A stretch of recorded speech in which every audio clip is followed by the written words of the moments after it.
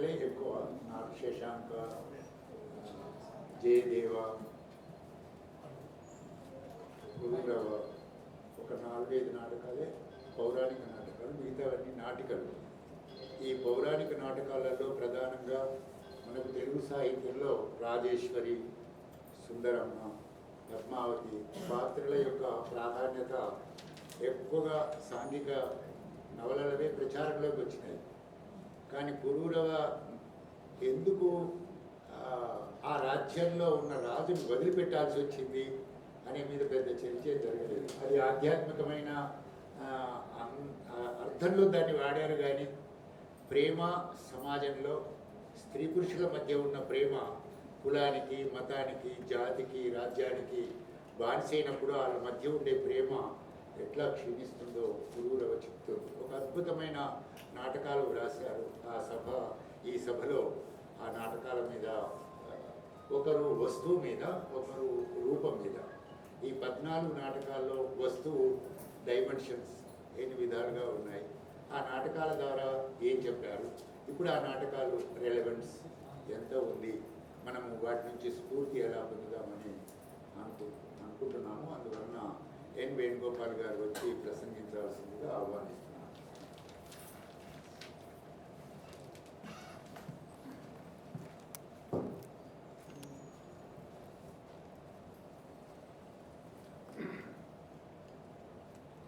అధ్యక్షుడు, చిరకాల మిత్రుడు నాళేశ్వరం శంకరం, వేదిక మీద ఉన్న ఇతర మిత్రులు, సభలోని మిత్రులు, పెద్దలు అందరికీ నమస్కారం. మొట్టమొదలు 40 సంవత్సరాలకు పైగా జీవజలం జలం అని ప్రతి సంవత్సరము జలం పుట్టినరోజున జలాన్ని మళ్ళీ తలుచుకోవడం, జలం ప్రాసంగికత గురించి మాట్లాడుకోవడం, జలం రచనల గురించి మాట్లాడుకోవడం కొనసాగిస్తున్న శంకరంకు, జీవజలం జలం సంస్థకు, ఆయన వ్యక్తియే సంస్థగా మారాడు, సంస్థకు అభినందనలు. జీవజలం జలం బహుశా ఒక 30 సంవత్సరాల కింద 98-99 కావచ్చు, జలం కథల మీద ఒక స్మారకోపన్యాసం చేయడానికి నన్ను పిలిచారు. సిటీ సెంట్రల్ లైబ్రరీలో అది చేశాను. ఆ తర్వాత ఈ 30 సంవత్సరాలు మళ్ళీ చాలామంది మాట్లాడారు, నేను కొన్ని హాజరయ్యాను, కొన్ని కాలేకపోయాను. కానీ అది కొనసాగుతుంది. మధ్యలో 2-3 సంవత్సరాలు ఆగిపోయి ఉండొచ్చు.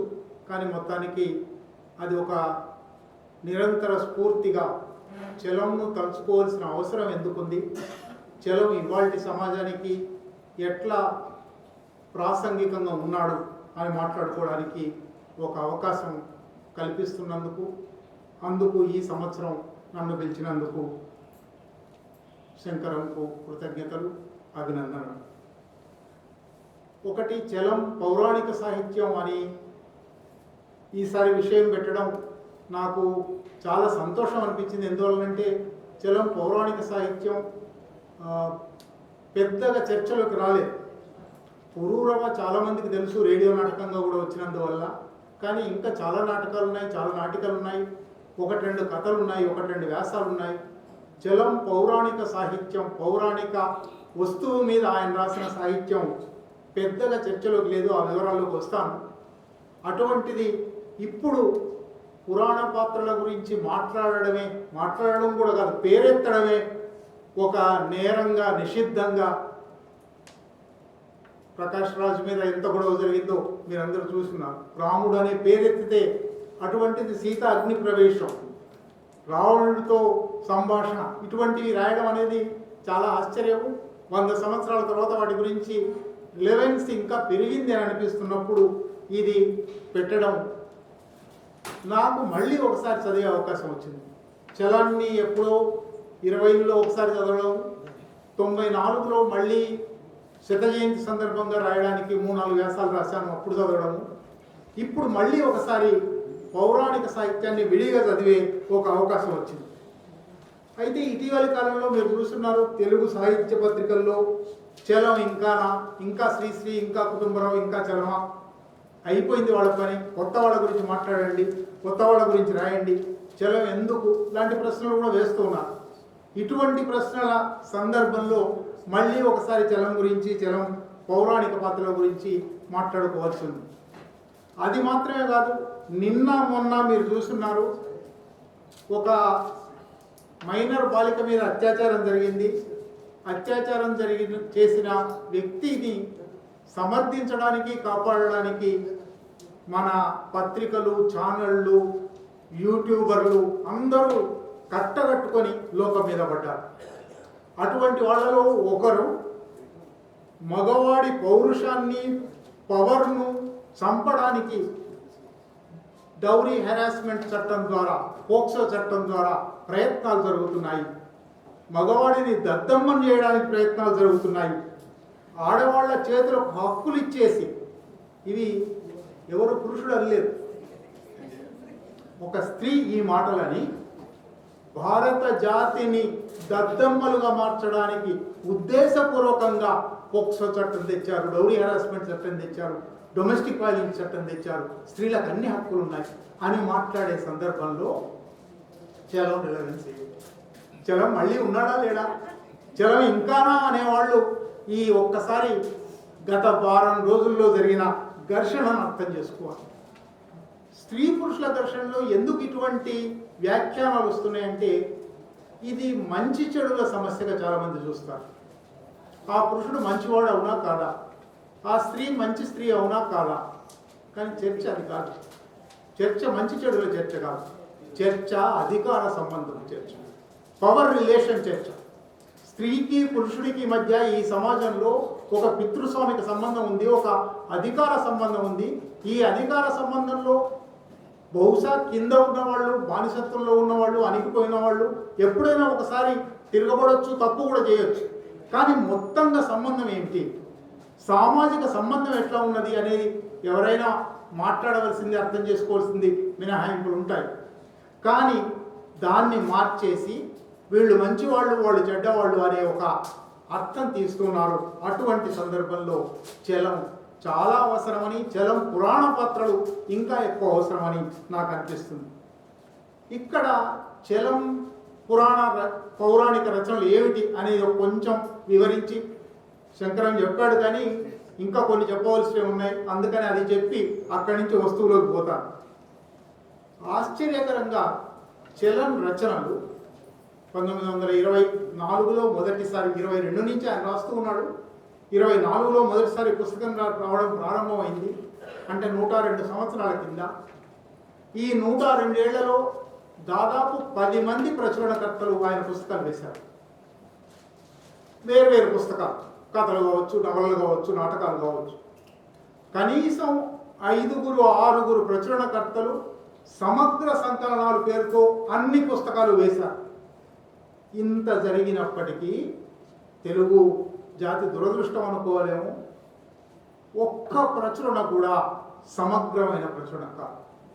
అనేక లోపాలు, ఒక్క రకమైనవి కాదు. ప్రచురణకర్తల లోపాలు, ప్రచురణకర్తల గందరగోళాలు ఎన్ని ఉన్నాయంటే, ఏ పుస్తకానికి అరుణ బుక్ హౌస్ వేసిన మొత్తం 40 వాల్యూమ్లు ఉన్నాయి నా దగ్గర. వత్సల గారు వేసిన 10 వాల్యూమ్లు చూశాను. ఇప్పుడు మరొకళ్ళు వేస్తున్నారు. అంతకుముందు దేశీ వాళ్ళు వేశారు. వీటి వేట్లోనూ ప్రచురణ కాలం ఏమిటి వేసిన వాళ్ళు లేరు, రచనా కాలం ఏమిటి వేసిన వాళ్ళు లేరు, ప్రచురణ చరిత్ర వేసిన వాళ్ళు లేరు. ఇది ఎక్కడ ప్రచురితమైంది మొట్టమొదట అంటే, ఎక్కడ ప్రచురితమైంది అనేది ఎంత కీలకం, ఎప్పుడు ప్రచురితమైంది అనేది ఎంత కీలకం అవుతుందంటే, ఏ కాలంలో, ఏ సామాజిక స్థల కాలాలకు లోబడి ఈ రచన వచ్చింది, వాటిని అధిగమించిందా, ఆ పరిమితుల లోపల ఉందా, ఇంకా వెనక్కి వెళ్ళిందా, ఇటువంటి ఒక చర్చ జరపడానికి అది అవసరం అవుతుంది. కానీ ఎవరు ఈ ప్రచురణ వివరాలు చర్చలు వేరేది. అది మాత్రమే కాదు, ప్రచురణకర్తలు, ప్రూఫ్ రీడర్లు చలం గారి రచనల మీద చాలా చేంజ్ చేసుకున్నారు. మామూలు చేయి కాదు. మీకు 3-4 పుస్తకాలు వరుసగా 3-4 ప్రచురణకర్తల పుస్తకాలు పక్కన పెట్టి చూపెడతాను. అచ్చు తప్పులు సరే, తెలుగు పుస్తకాల గురించి అచ్చు తప్పుల గురించి మనం మాట్లాడుకోనక్కర్లేదు. ఒక దానిలో ఉన్న పదం ఇంకో దానిలో ఉండదు, ఒక ప్రచురణలో ఉన్న పదం ఇంకో ప్రచురణలో ఉండదు, ఒక ప్రచురణలో ఉన్న వాక్యం ఇంకో ప్రచురణలో ఉండదు. ఎవరు చేశారు ఈ పని? చలం గారు చేయలేదు. చలం గారు తన రచనలో 50 తర్వాత ఆయన వెళ్ళిపోయి రమణాశ్రమంలో ఉన్నాడు. ప్రచురణకర్తల పని మాత్రమే ఇది, లేదా ప్రూఫ్ రీడర్ల పని మాత్రమే ఇది. ఇంకా ఘోరమైన విషయం, నరసింహావతారం ఆయన 1924లో మొదటిసారి రాశాడు. 1940లో ఆయనే చదువుకొని ఇది సరిగ్గా రాయలేదు నేను అని అనుకొని దాన్ని తిరగ రాశాడు. నరసింహావతారం వత్సల గారు వేసిన వాల్యూమ్స్లో పైన నోట్ ఉంటుంది, నేను నా పాత రచనను 40లో మళ్ళీ చదువుకున్నాను, ఇంకో వర్షన్ రాశాను, 2 వర్షన్లు మీరే తేల్చుకోండి ఏది బాగుందో అని పక్కన వేస్తున్నాను అని నోట్ ఉంటుంది. 2 ఉండవు అక్కడ. అంటే ఇంత అజాగ్రత్తగా, ఇంత అబంధరగా, ఇంత గందరగోళంగా ప్రచురణకర్తలు వేశారు. అట్లాగే ఆయన కొన్ని రచనలు, ఉదాహరణకు శశాంక 8 అంకాలు మొదలు రాశారు. 8 అంకాలు రాసిన తర్వాత ఒక 10 ఏళ్లకో ఎప్పుడో అహల్య అని దానికి 9వ అంకంగా రాయాలని అనుకున్నారు. అహల్య విడిగా ప్రచురితమైంది, శశాంకతో పాటు కలిసి ప్రచురితమైంది, అహల్య లేకుండా శశాంక ప్రచురితమైంది, అనేక రకాలుగా ఉంది. అంటే ఒక పుస్తకంగా పరిగణించాలా, 2 పుస్తకాలుగా పరిగణించాలా, ఇప్పటికీ ఒక క్లారిటీ ప్రచురణకర్తకు లేదు, మామూలు వాళ్ళకు లేదు. అట్లాగే భానుమతి ద్రౌపది, భానుమతి మొదటి పుస్తకం భానుమతి నాటకము, అది 4 అంకాలు 5 అంకాలు ఉంటుంది. ఆ తర్వాత ద్రౌపది దాని కంటిన్యూషన్. ద్రౌపదిని సభా సమాగమనానికి తీసుకుపోయే దగ్గర భానుమతి ఆగిపోతుంది, ద్రౌపది సభాంగణంలోని కథ నడుస్తుంది. అంటే మొత్తం మీద ప్రచురణల్లో, ఇంగ్లీష్ ప్రచురణల విషయంలో ఆథరైజ్డ్ ఎడిషన్ అని చేస్తారు. ఎప్పుడు ఎక్కడ ఏ మార్పులు జరిగాయి, ఎట్లా రాశారు, ఎప్పుడు రాశారు, ఏ పత్రికల్లో వచ్చింది, చాలా ప్రచురణల వివరాలతో ఫుట్ నోట్స్తో ఇచ్చి ఆథరైజ్డ్ వర్షన్ వేస్తారు. మన మహారచయితకు ఆథరైజ్డ్ వర్షన్ లేదు. 100 ఏళ్ల తర్వాత, 120 ఏళ్ల తర్వాత. ఇది మన దురదృష్టం. సరే, ఈ గందరగోళాలు దాటి నికరంగా చలం రాసిన పౌరాణిక రచనలు ఏమిటి? చాలామంది శంకరం కూడా జయదేవ అన్నాడు. జయదేవ పౌరాణికం కాదు. జయదేవుడు అనే ఒక నిజమైన పాత్ర, ఒక మనిషి ఉన్నాడు. జయదేవుడి మీద చలం నాటకం రాశాడు కనుక జయదేవుని నేను పౌరాణిక నాటకంగా చూడడం లేదు.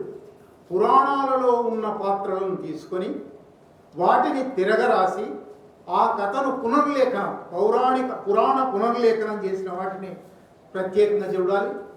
ఆయన తన కథల్లో, నవలల్లో, వ్యాసాల్లో, మ్యూజింగ్స్లో అనేక చోట్ల పురాణాల గురించి, పురాణ పాత్రల గురించి ఒక వ్యంగ్య వ్యాఖ్య, ఒక వెటకారం, ఒక ప్రస్తావన చాలా చేశారు.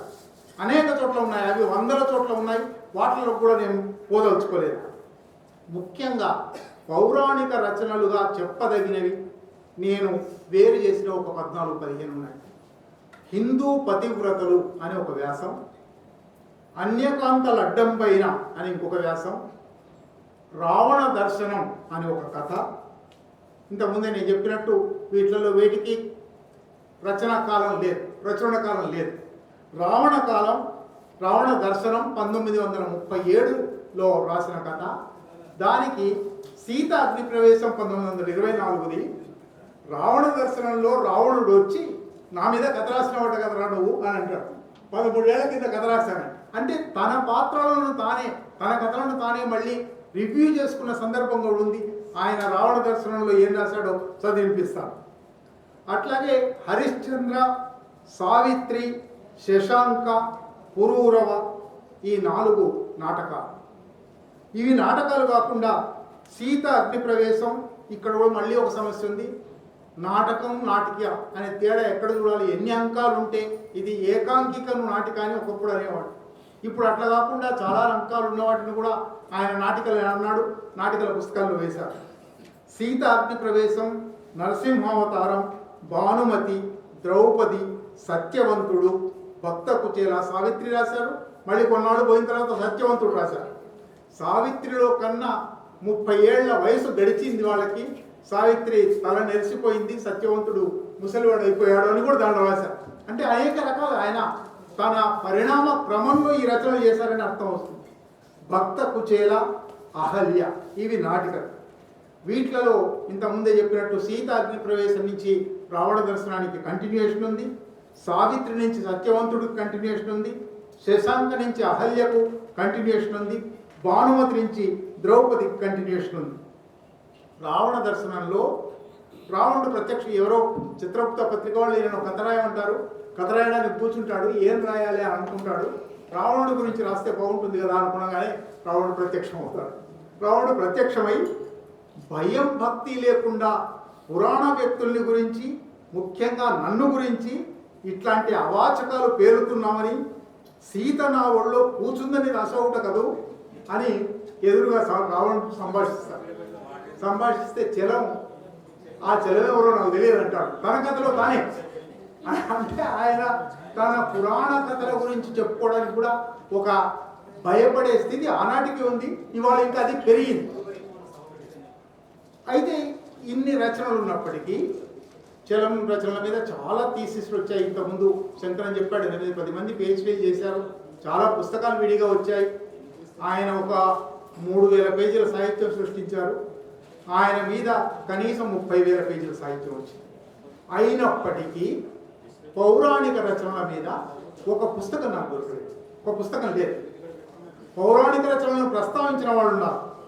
మొదటి నాగభూషణ శర్మ గారు చలం గారి నాటకాలు అని ఒక చిన్న వ్యాసం, 4 పేజీల వ్యాసం రాశారు.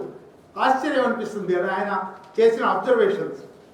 చలం నాటకకర్తగా ప్రసిద్ధుడు కాడు, ఆయన నాటకాల్లో శిల్పం లేదు, అవి ప్రదర్శనార్హాలు కావు, కొన్ని అయితే కేవలం సంభాషణాత్మకాలు అని కోట్ పెట్టి ఆ నాటకాలు బుద్ధి లేక రాశాను, ఇంకా ఎన్నటికీ అట్లాంటి పని చెయ్యను అని చలమే రమణాశ్రమం నుంచి 1966లో రాసుకున్నాడు. అయినా ఈ మాటల్ని మనం అంతగా ఖాతరు చేయనక్కర్లేదు. ఇది నాగభూషణ శర్మ గారు అంటున్నారు. శిల్పం దృష్ట్యా చూస్తే చలం నాటకకర్త కాడు, అయినా ఆయన నాటకాల్లోనే చలం బలము బలహీనత రెండూ కనిపిస్తాయి. అందుకే నాటకాలలో చలం సాహిత్యమూర్తిని దర్శించినంత సమగ్రంగా మరి ఆయన చేపట్టిన ఏ ఒక్క సాహిత్య విభాగంలోనూ మనం దర్శించలేము. అంటే ఒక రకంగా నాగభూషణ శర్మ గారు ఆయన నాటక రంగంలో చిరకాలం పనిచేశారు, 40-50 ఏళ్ళు దానిలోనే ఉన్నారు. నాటకం గురించి ఆయన అథారిటీ. ఆయన చలాన్ని నాటకకర్తగా అంగీకరించకుండానే ఆయన నాటకాల్లో చలం సమగ్ర మూర్తిమత్వం వ్యక్తం అవుతుంది అన్న. అందువల్ల చలం నాటకాలను, చలం పౌరాణిక సాహిత్యాన్ని, పౌరాణిక నాటకాలను తప్పకుండా ఇంకా ఎక్కువగా అధ్యయనం చేయాలి. కానీ ఎందువల్లనో మనం అది చేయలేదు. మొత్తం మీద నాకు చూస్తే చలం నాటకాల్లో, పౌరాణిక నాటకాలలో విస్తారంగా అధ్యయనం చేసింది ఒక్క పురూరవ మీద సంపత్ కుమార్ గారు ఒక పెద్ద 34 పేజీల వ్యాసం రాశారు. అయితే ఆయన తన ఆధ్యాత్మిక, ఆయన ఆస్తిక దృక్పథం నుంచి పురూరవను చాలా బాగా విశ్లేషించారు. అది పక్కన పెట్టాడు. పురాణం సుబ్రహ్మణ్య శర్మ గారు మీ అందరికీ తెలుసు, చలం మీద ఒక తలదిండు పుస్తకం 3 వాల్యూమ్లు 1000 పేజీలు రాశారు.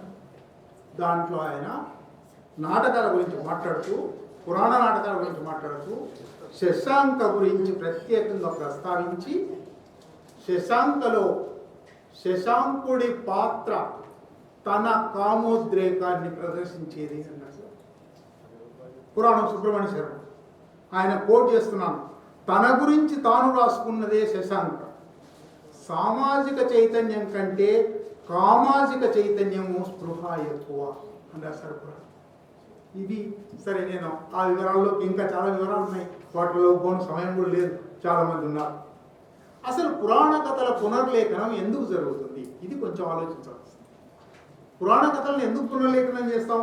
మనం ఇప్పుడే కాదు, ఆధునిక సాహిత్యంలోనే కాదు, ప్రాచీన సాహిత్యంలో కూడా ప్రతి పురాణాన్ని మళ్ళీ మళ్ళీ మళ్ళీ రాశారు. పురాణంలో నుంచి ఒక ఆఖ్యానాన్ని, ఒక కథను, ఒక ఘట్టాన్ని తీసుకుని మళ్ళీ కొత్తగా రాశారు. ప్రాచీన సాహిత్యం అంతా దాదాపు అదే పాత కథను మళ్ళీ మళ్ళీ ఇంకో రకంగా చెప్పడం. ఆధునిక సాహిత్యం కూడా ఈ ప్రయోగం ఎందుకు చేసింది?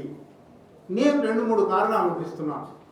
ఒకటి, తెలిసిన కథ కాబట్టి అది పాఠకులకు సులభంగా ఉంటుంది. Accessibility to the readers, accessibility to the listeners చాలా సులభం అవుతుంది. ఆ పాత్రలు ఏమిటి, ఆ పాత్రల స్వభావం ఏమిటి, ఆ పాత్రలు ఎట్లా ప్రవర్తిస్తాయి ప్రతి వాళ్లకు తెలుసు. కనుక ఆ పాత్రల్ని తీసుకుని వాటిని కొంత ట్విస్ట్ చేయడం అవకాశం ఉంది అని బహుశా మన ఆధునిక సాహిత్యకారులు అనుకున్నారు కావచ్చు. అట్లాగే తెలిసిన కథ కాబట్టి ఆ కథ ద్వారా ఆ పాత్రల ద్వారా కొత్త భావాలు చెప్పడానికి అవకాశం ఉంది అని ఎక్కడ అవకాశం దొరుకుతుందా అని కూడా ప్రయత్నం చేశారు. తెలిసిన కథలో మారిన పరిస్థితుల్లో వచ్చిన వ్యాఖ్యానాన్ని బట్టి ఒక హేతువాద దృష్టితో దాన్ని వ్యక్తీకరించడం, దాన్ని విశ్లేషించడం, దాన్ని పరిశీలించడం చేశారు. ఇంతకాలం భక్తి వల్లనో, అసలు పురాణం అంటే చాలా భక్తితో చూడవలసింది, ఇంతకాలం భక్తి వల్లనో భయం వల్లనో గుర్తించని అసంగతాలు చాలా ఉన్నాయి. వాటిలో చాలా హేతురహితమైన అంశాలు ఉన్నాయి, చాలా హాస్యాస్పదమైన అంశాలు ఉన్నాయి. ఒకటి చదివినిపిస్తాను, చిలమెట్ల దాన్ని విశ్లేషించారు. అంత హాస్యాస్పదమైన విషయాలు నాడు భక్తితో మనం దాన్ని ముట్టుకోలేదు. ఇప్పుడు ఆధునిక సాహిత్యంలో ఈ అసంగతాలను ఆధునిక హేతువాద దృష్టితో వెటకరించడం, వ్యంగ్యం రాయడం, దాన్ని తిరగరాయడం చాలా చేశారు. ఈ పని ప్రాచీన ఆధునిక మధ్యలో ఉన్న పెండ్యాల వెంకట సుబ్రహ్మణ్య శాస్త్రి గారు భారతాన్ని కొత్త దృష్టితో చూశాడు. చాలా దాని మీద చాలా విమర్శ చేశారు. అట్లా చేసిన వాళ్ళు రాళ్ళపల్లి అనంతకృష్ణ కూడా చేశారు. కానీ త్రిపురనేని రామస్వామి, కూని, శంభుకవధ, సూత పురాణం లాంటి అనేక పుస్తకాలలో పాత పౌరాణిక సాహిత్యాన్ని కొత్త దృష్టితో, హేతువాద దృష్టితో చూడడం ప్రారంభించారు. ఆ సాంప్రదాయం చాలా కొనసాగింది. పొడవటిగంటి కుటుంబరావు గారి బకాసుర మీ అందరికీ తెలుసు, నార్ల వెంకటేశ్వర గారి సీత జోస్యం తెలుసు, రంగనాయకం గారు, ఓల్గా గారు, ఇటీవలి కాలంలో సౌద బెజ్జాల ప్రవీందర్ తాటకి, ఇంతకుముందే నరసింహారెడ్డి ప్రస్తావించున్నాడు, నరేష్ సూఫీ, హిడింబి, ఇట్లా చాలామంది ఈ సాంప్రదాయం ఒకటి కొనసాగుతూ ఉంది. ఈ సాంప్రదాయంలో చలం బహుశా అందరికన్నా ఒక శిఖరాయమాన స్థానంలో పురాణ పాత్రలను కొత్త దృష్టితో చూడడం, పురాణ పాత్రలను స్త్రీ స్వాతంత్ర్య దృష్టితో చూడడం, పురాణ పాత్రలను స్త్రీ సమానత్వ దృష్టితో చూడడం, పురాణాలలోని అసంగతాలను వ్యంగ్యంగా, వెటకారంగా రాయడం చలం చేశాడు. అందువల్ల చలం పౌరాణిక సాహిత్యాన్ని మరింత ఎక్కువగా అర్థం చేసుకోవాల్సి ఉన్నది. ఒక్క వ్యాసం దగ్గర ప్రారంభిస్తాం. హిందూ పతివ్రతలు, ఇది 37లో వచ్చైన పుస్తకం. బహుశా దానికన్నా ముందే ఆయన వ్యాసం రాసుంటారు. విషాదం అనే ఒక సంకలనం. మునీంద్ర, మరొక్క విషయం, నా నాథుడు మునిపత్నులను కూడా బలాత్కరించుతున్నాడనియు, ఎప్పుడో ఏ మునీంద్ర శాపమునకో ఎర కాగలడనియు వినుచున్నాను. అందుచే ప్రాణేశ్వరుడు ఏ స్థలములకు ఏ కాంతల బలాత్కరింపబోవును, ఆయా స్థలములకు నేను కూడా పోయి ఆయా కాంతల భర్తలు నా నాథునికి శాపమివ్వకుండా వారి వారి పాదములపై బడి వేడుకొని నా నాథుని ప్రాణముల దక్కించుకొని నా మాంగల్యము స్థిరముగా నుండునట్లు చేసుకొనవలనని నా తలంపు. ఇది ఒక పురాణంలో ఉన్నది. ఆ పురాణాన్ని తీసుకొని చలం గారు దాన్ని యాజ్ ఇట్ ఈజ్ కోట్ చేసి ఈ మాటలు బృందాదేవి నోట అనిపించారు. ఈమె పరమ పూజ్యురాలైన సతీ తులసిగా పరిణమించింది అని అక్కడి నుంచి పాతివ్రత్య లక్షణాల గురించి చెప్తూ వచ్చి, ఈ పాతివ్రత్యం అనే పెనుభూతం ముందు తక్కిన సుగుణాల్ని, శక్తుల్ని బలి ఇచ్చాడు. ఎన్నో ఘోర పాపాలు చేశారు. అనసూయలో ఒక పతివ్రత తన భర్త ప్రాణం కాపాడడానికి సూర్యుడు ఉదయించకూడదు అంది. ఇట్లాంటి ఉపద్రవాలు లెక్కలేనన్ని చేశారు. అన్ని ధర్మాలు ధ్వంసం చేశారు. ఈ పతి సేవ, ఆ పతి చేసే పనుల్ని అన్యాయమైనవైనా సరే ఎంకరేజ్ చేయడం తప్ప ఒక్క లోకక్షేమకరమైన కార్యాన్ని స్వబుద్ధితో చేసినట్టు లేదు ఈ పతివ్రతలు. వీరందరూ ఎందుకు పతివ్రతలైనారంటే వారు భర్తను సేవించారు కనుక. ఆ ఒక్క పనితో సూర్యచంద్రుల్ని తలకిందులు చేసే శక్తి సంపాదిస్తారు. ఇట్లాంటి పాడు కథలన్నీ ఎందుకు పురుషులు కల్పించారో స్పష్టంగా తెలుస్తుంది. నిజానికి కథని ఎవరు రాశారు? పతివ్రత కథలన్నీ రాసిన వాడు పురుషుడు. పతివ్రతగా ఉండమని స్త్రీలకు బోధించిన వాడు పురుషుడు. అది 1930లకు ముందు 100 ఏళ్లకు ముందు చలం ఈ మాట రాస్తున్నారు. మా పతివ్రతల్ని నీచం చేస్తున్నాడు అంటారు కదా చలం.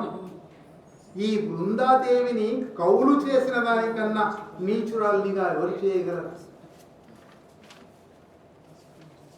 పాపం హిందూ పతివ్రతల గతి ఇంతవరకు వచ్చింది. వాల్మీకి దగ్గర నుంచి శేషాద్రి రమణ కవుల వరకు దిగ్గజాల వంటి మహాకవులందరూ వారి శక్తినంతా చూపి పతివ్రతల్ని చిత్రించారు. ఏమిటి పాతివ్రత్యం? దాన్ని ఆయన క్వశ్చన్ చేయదలుచుకున్నాడు. పాతివ్రత్యంలో దేన్ని క్వశ్చన్ చేస్తున్నాడు? ధర్మం అనే మాట. అసలు ధర్మం అంటే ఏమిటి? వీళ్ళందరూ ధర్మం కోసం పాతివ్రత్యం. ధర్మం అంటే ఏమిటి? మామూలుగా ఇప్పుడు న్యాయమా ధర్మమా అని న్యాయానికి సమానార్థకంగా దాన్ని వాడుతున్నాం, కానీ కాదు.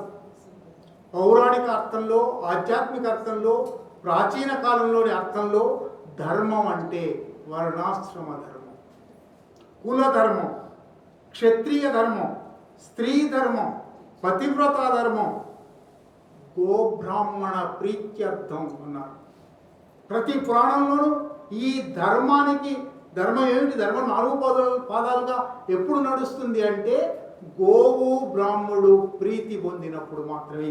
ఇది మొత్తం పురాణాలన్నిటి నికషోఫలం, వాటి ఎండ్ రిజల్ట్ అది. దీన్ని ఎక్కడ ప్రారంభమైంది అదంటే ఇంకా వెనక్కి వెళ్ళొచ్చు. స్వధర్మే నిధనం శ్రేయ పరధర్మో భయావహ అని స్వయంగా కృష్ణ భగవానుడు చెప్పాడు. స్వధర్మం, నీ ధర్మాన్ని నువ్వు పాటించడంలో మరణించినా పర్వాలేదు, పరధర్మాన్ని మాత్రం ముట్టుకోకు. అంటే నీ కులంలో మాత్రమే నువ్వు ఉండు, మరొక కులంలో పోకు, మరొక కులం సంగతి ఆలోచించకు. ఈ స్వధర్మే నిధనం అనేది స్వధర్మం ఉన్నప్పుడు నా అభిరుచి ప్రకారం, నా కోరిక ప్రకారం, నా అధ్యయనం ప్రకారం, నా ఆలోచనల ప్రకారం, నా సంతోషం కోసం కాదు. స్వధర్మం అనేది ఇవ్వబడిన ధర్మం. ఎప్పుడో చలం ఒకసారి అంటారు, అహల్య మాట్లాడుతుంటే శశాంకుడు మీ నోట కూడా నీతి వాక్యాలా అంటాడు. ఆయన ఆశ్చర్యపోతుంది. నీతి వాక్యం ఇవి మీ నోటి నుంచి వస్తున్నవి కావు, మీరు నేర్చుకుని చెబుతున్నారు.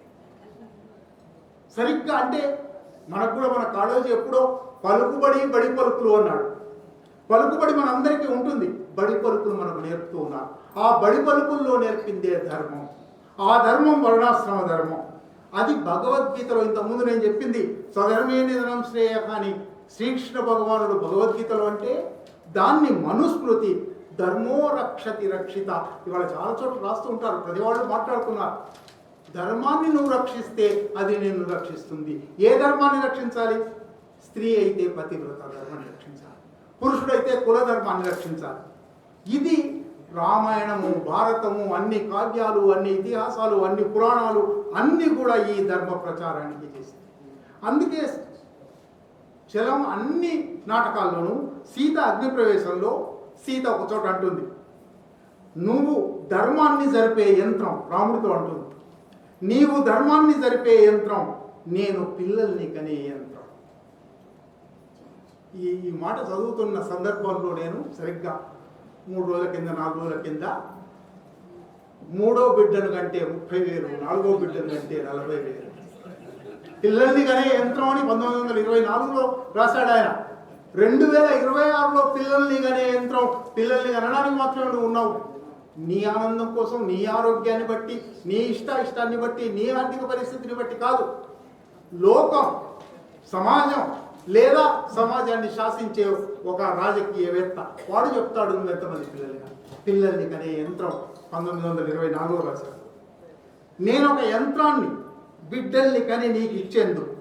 స్త్రీకి ప్రాణం లేదు, హృదయం లేదు, ధర్మం లేదు. ధర్మం అనే మాట ఎన్ని రకాలుగా వాడుతున్నారు చూడండి. నీకు తండ్రి ఎడల, తల్లి ఎడల, తమ్ముల ఎడల, జనం ఎడల, పశువుల ఎడల, రాళ్ల ఎడల, అహల్య రాయిని దానికి రాళ్ళ ఎడల కూడా, రాళ్ల ఎడల కూడా ఒక ధర్మం చూపెట్టాడు.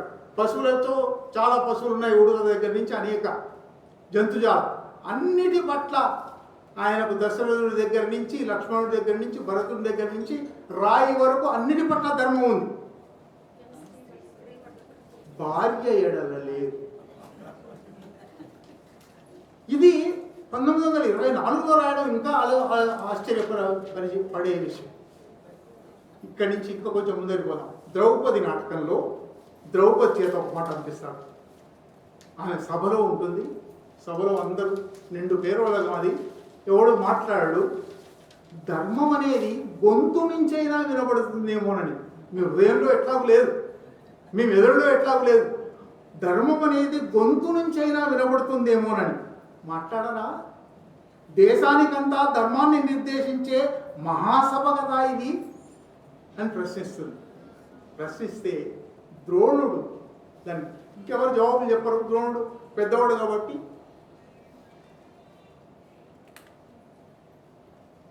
స్త్రీ ధర్మాన్ని నిర్ణయించేది ఆమె భర్త, కానీ సభ కాదు. భర్తలు ఉన్నారు 5 అక్కడే, కానీ ద్రోణుడు ఈ మాట అన్నాడు. అప్పుడు సరే మళ్ళీ కాస్త ఘర్షణ సాగుతుంది. భీముడు అంటాడు, అన్నా నన్ను ఈ ధర్మం నుంచి వదిలించు. ధర్మం అనేది ఎట్లా సంఖ్యలైపోయింది. ధర్మం అనే మాటను చెలంగారు ఎన్ని రకాలుగా వాడారో చూస్తే నాకు ఆశ్చర్యం. అంటే ధర్మం పట్ల ధర్మాన్ని డిమాలిష్ చేయడం ఆయన ఒక ధ్యేయంగా పెట్టుకున్నాడు. అన్నా నన్ను ఈ ధర్మం నుంచి వదిలించు, నేను ఇంకా సహించలేదు అంటాడు. అంటే శాంతించు అంటాడు ధర్మరావు.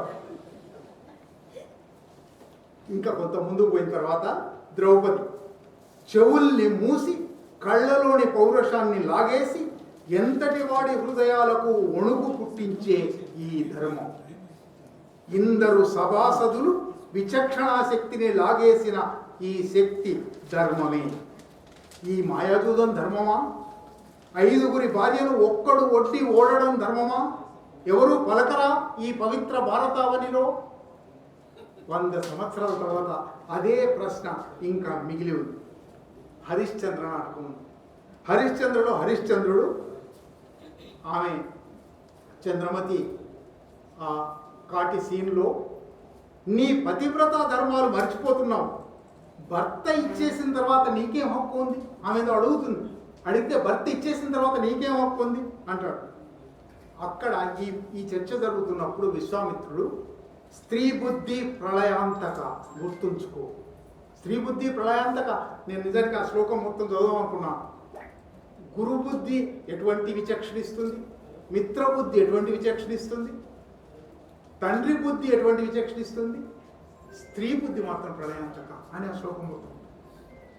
ఎన్ని రకాలుగా మన సోషలైజేషన్లో, మన మేధో నిర్మాణంలో స్త్రీని పట్ల చిన్న చూపు చూసే ఒక ఈ ధర్మ భావన, పాతివ్రత్య భావన, అసమాన భావన, వీటిని కల్పించారు. వీటిని క్వశ్చన్ చేయడమే ఆయన ప్రధానమైన ఇదిగా పెట్టుకున్నాడు.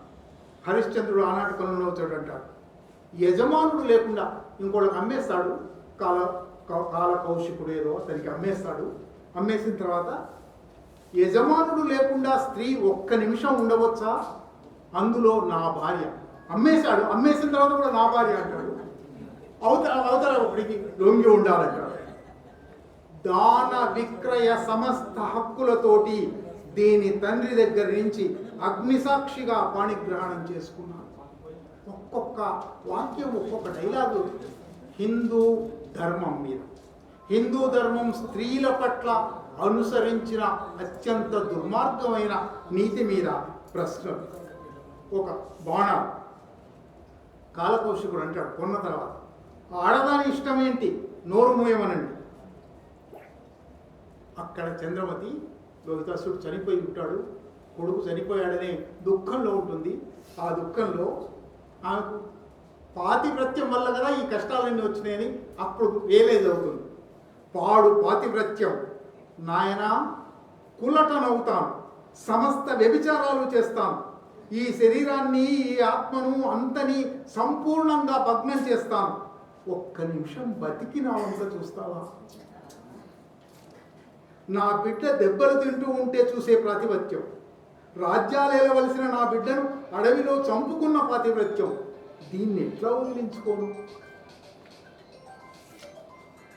సరే, ఇట్లా నిజానికి సావిత్రిలో, అహల్యలో అటువంటి అనేక చోట్ల ఈ ధర్మభావన స్త్రీకి ఎట్లా అన్యాయం చేసింది రాస్తూ వచ్చాడు. దీనికి మూలం ఏమిటి? ఆ మూలం గురించి కూడా చెప్పి ఇంకొకటి రెండు అంశాలు చెప్పి ముగిస్తాను, ఎక్కువసేపు తీసుకున్నాను, క్షమించాలి. ఇదంతటికీ మూలం మనుస్మృతి, స్త్రీ గురించి ఇచ్చిన భావం. మనుస్మృతి మీద నేను ఒక 7 పార్ట్స్ వీడియో చేశాను. దాంట్లో ఒక పార్ట్ పూర్తిగా స్త్రీ పట్ల మనుస్మృతి అనేక శ్లోకాలకు 20-30 శ్లోకాలు చెప్పాను. కానీ అవన్నీ ఇక్కడ చెప్పనక్కర్లేదు. 4-5 శ్లోకాలు మాత్రం చెప్తాను. అంటే చలానికి ఎందుకు ఈ ఐడియా తీసుకోవాలని అనిపించింది, ఎందుకు దీని మీద ఇంత చర్చ చేశారు, ఎందుకు ఆయన స్త్రీ పక్షపాతి అయ్యారు. సరే, అందరికీ తెలిసిందే నా స్త్రీ స్వాతంత్ర్యం అర్హతి. చిన్న పిల్లగా ఉన్నప్పుడు తండ్రి అదుపాజ్ఞంలో ఉండాలి, తర్వాత భర్త అదుపాజ్ఞంలో ఉండాలి, తర్వాత కొడుకు అదుపాజ్ఞంలో ఉండాలి అని చెప్పి నా స్త్రీ స్వాతంత్ర్యం అర్హతి అన్నాడు.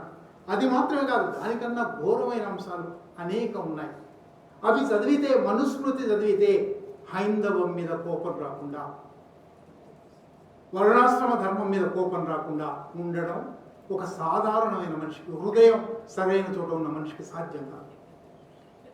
స్త్రీ స్వభావం సృష్టి ఆది నుంచి చెడ్డదే అని ఒక శ్లోకం ఉంటుంది. ఎంత జాగ్రత్తగా చూసినా పరపురుషుడి మీద మోసపడతారు, చపల చిత్తులు, పురుషుడైతే చాలని చూస్తారు. విద్వాంసుడైనా అవిద్వాంసుడైనా, నేను సంస్కృత శ్లోకం చదవడం లేదు, విద్వాంసుడైనా అవిద్వాంసుడైనా పురుషుడు కామ క్రోధ వశుడై స్త్రీలకు లొంగిపోయి చెడు మార్గంలోకి ఈడవబడతాడు. వాడితే తప్పేమీ లేదు, ఇంకోటి తప్పే. ఇంద్రియము అత్యంత బలమైనది, ఎంతటి వివేకినైనా పరవశం చేస్తుంది.